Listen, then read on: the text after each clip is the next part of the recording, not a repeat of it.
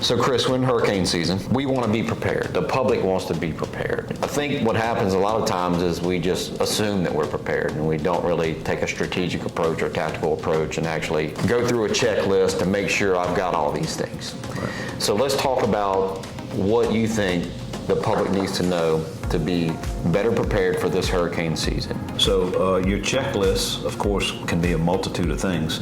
Ready.gov, getagamePlan.gov that the governor pushes, all have those checklists involved. Let's go over some of the key things. First aid kits, batteries for your flashlights, plan of what you're going to do with your family if your home's destroyed or if you decide to evacuate. Who knows where you're at? We talked about in an earlier setting these solar devices now that you can get that are battery packs to recharge your phones and stuff if you don't have generators. Medications refilled before the storm. You don't want to run out of your essential medications. So those lists that are available online that we push to social media all the time is a growing list of things that could be detailed to your particular needs. The main ones we're talking about is non-perishable foods and the first aid kits and the batteries and those type things. Water is a key thing because if you don't have a generator and you're not getting water, you need to have that bottle of water on hand, and you need to have enough for each person for 4 or 5 days, not just 2 days after the storm. Sheltering in place requires a lot of preparation on an individual's part because they have to understand that first responders cannot get to them during the storm whenever they've decided to shelter in place and then an emergency happens on their property. It's going to take some time to get there. First off, the first responders have to be safe to move, which is that 35-mile-an-hour wind, sustained speed, or less. That's going to be the criteria before any first responders move, to include the police departments, the fire departments, and essentially a Acadian ambulance that's going to come and get anybody that's need to be transported. We as first responders are not wanting to respond to people's homes because they've sheltered in place and having emergencies. We want them to have a plan to prevent that so that the first responders can focus on getting the roadways back open, getting the power back on, getting the food back at the stores refrigerated so we can get back to normal life. Going into that recovery phase we talk about all the time. Recovery is key. And whenever we have to respond to emergencies that could have been negated by preparation, by having some things in place, I have my medicine, I have batteries, I can make it for a while. Let me work and check on my neighbors and let the first responders do their job. Let them open these roadways up before we start traveling around so that we can get our power back on.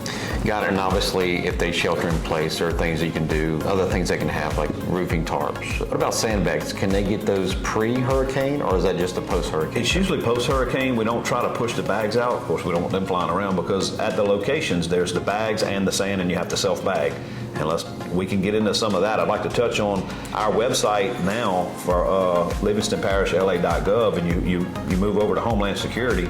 We now have some tabs on the left that's going to have clickable links for where those sandbag locations are, where the shelters are, when they're open, because we don't have all of that in place pre-storm. That's post-storm or after the storm if needed. We're not going to push sand out unless it's needed because it's a cost to that. So the website is going to be a wealth of information that will integrate with our new app we have coming.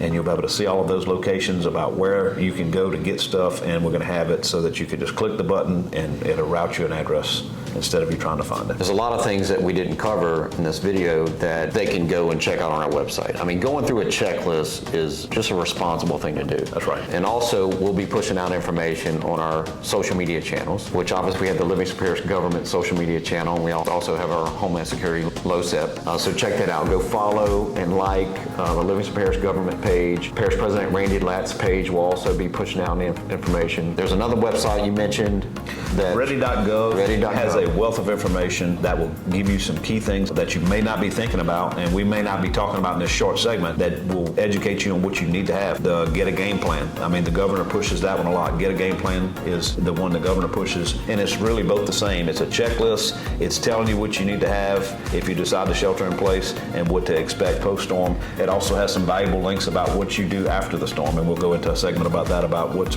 the details of the recovery. Got it. So yes, that will be coming. We'll be doing a series of videos. One will be what happens after the hurricane passes through, where you can get essential supplies, food, water, etc. if you need it.